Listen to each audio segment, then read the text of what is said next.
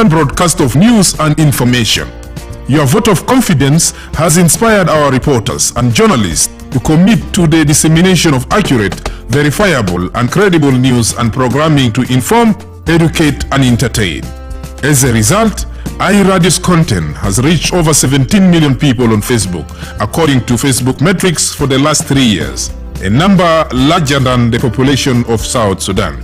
Thank you for your continued feedback. For detailed news analysis, please check iRadio's website www.iradio.org and subscribe to or like iRadio's YouTube channel to get all our latest videos.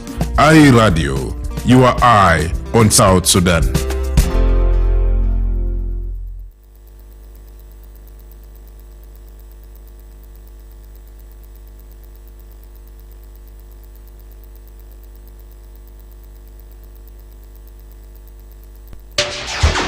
بتفتش على راديو مثالي؟ آي راديو هو جوابك. ليه تختار آي راديو؟ في 5 الأسباب المقنعة ديل.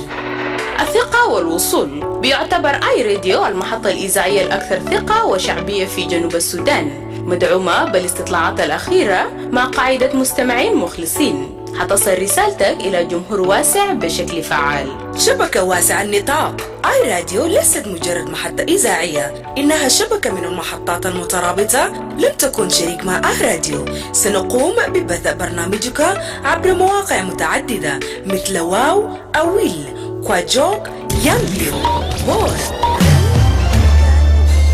Live from Juba, on air and online. This is iRadio News. Hello, good morning. This is iRadio News. First, here are the headlines. President Salva Kiir has assured the African Union of the government's commitment to peace and stability following a visit by the AU delegation to the State House on Thursday. The governor of Central Equatorial State, Emmanuel Adil Anthony, has dispatched a security team led by his security advisor to Wanduruba Administrative Payam following a rise of insecurity there. And the commissioner of Ayot County in Jonglei State has apologized to the United States Embassy following accusations that his office detained an aid worker earlier this month. This and many more stories are all coming in this news bulletin with me, Darlington Moses, and now the news in detail. President Salva Kiir has assured the African Union delegations of government's commitment to peace and stability following a visit by the delegation to the State House on Thursday. The delegation from the African Union High-Level Ad Hoc Committee on South Sudan, C5, was established to support the implementations of peace in the country. It is led by South African Minister of International Relations and Cooperation, Ronald Lamola. President Kiir told the delegation that the country will hold elections in December this year as scheduled. According to the office of the president, the delegation visited Juba to assess the progress and status of the revitalized peace agreement. Minister Lamola called for calm and solidarity to create the necessary conditions for holding elections. South Sudan's Minister of Foreign Affairs, Monday Semaya Kumba, who also attended the State House meeting, reiterated that the government is determined to achieve peace, conduct elections, and maintain cordial cooperations with regional and international partners. The C5 comprises members from Algeria, Chad, Nigeria, Rwanda, and South Africa.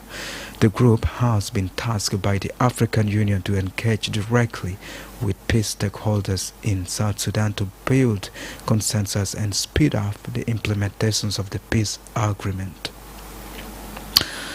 The Commissioner of Ayot County in Jonglei State has apologized to the United States Embassy following accusations that his office detained an aid worker earlier this month. The U.S. Embassy said the aid worker was detained by the county commissioner after allegedly refusing an illegal demand to hand over assets belonging to a U.S. foreign assistance partner.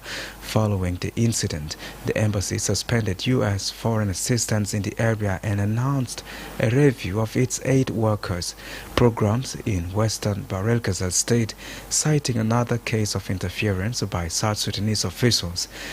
In a letter dated 15 January 2026, Ayot County Commissioner James Chwal-Jiak said the aid worker was neither arrested or harmed, adding that the motorcycle involved in the incident was released within an hour.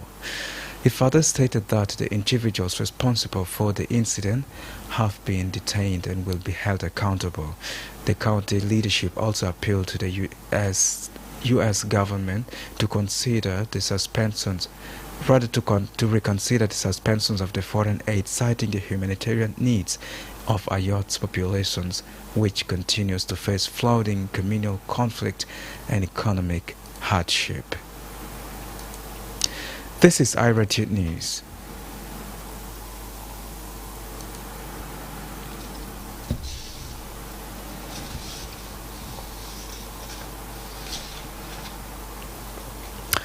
And now to the international scene. Votes are being counted in parts of Uganda amid an internet shutdown and opposition accusations of rigging in presidential and parliamentary elections. Presidential hopeful Bobi Wine declared massive ballot stuffing reported everywhere in a post on social media without providing documentary proof. The authorities have not responded to his allegations of electoral fraud, nor to his claim that many polling agents and supervisors belonging to the party NUP party were abducted and others seized off polling stations. Delays of up to 4 hours have been blamed on malfunctions biometric machines used to verify voters' identities. Some have linked the problems to the network outage, plus a lack of voting materials and equipment not arriving at some stations on time. And finally, Venezuelan opposition leader Maria Corina Machado says that she presented her Nobel Prize of Peace medal to President Donald Trump at a private White House meeting on Thursday. It comes weeks after U.S. forces seized Venezuelan President Nicolas Maduro in Caracas and charged him in a drug trafficking case. Trump expressed his gratitude in a social media post, saying the move was a wonderful gesture of mutual respect. The U.S. president has declined to endorse Machado, whose movement claimed victory in 2024's widely contested elections as Venezuela's new leader. Trump has instead been dealing with the acting leader, head of state in Venezuela, Delcy Rodriguez, Maduro's former vice president, but he said meeting Machado was a great honor, calling her a wonderful woman who has been through so much. This is iRadio News, and now to end this bulletin, here are the headlines once again. President Salva Kiir has assured the African Union of the government's commitment to peace and stability following a visit by the AU delegation to the State House on Thursday. The governor of Central Equatorial State, Emmanuel Adil Anthony, has dispatched a security team led by his security advisor to Wanduruba Administrative Payam following a rise in insecurity there.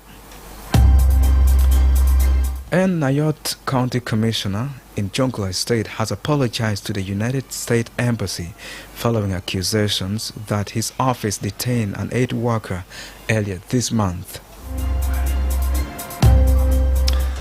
That's the end of iRadio Morning News. If there's a story or an event you'd like iRadio to cover or report about, please send us a text message on +2 11925 287 870. It's also a WhatsApp number.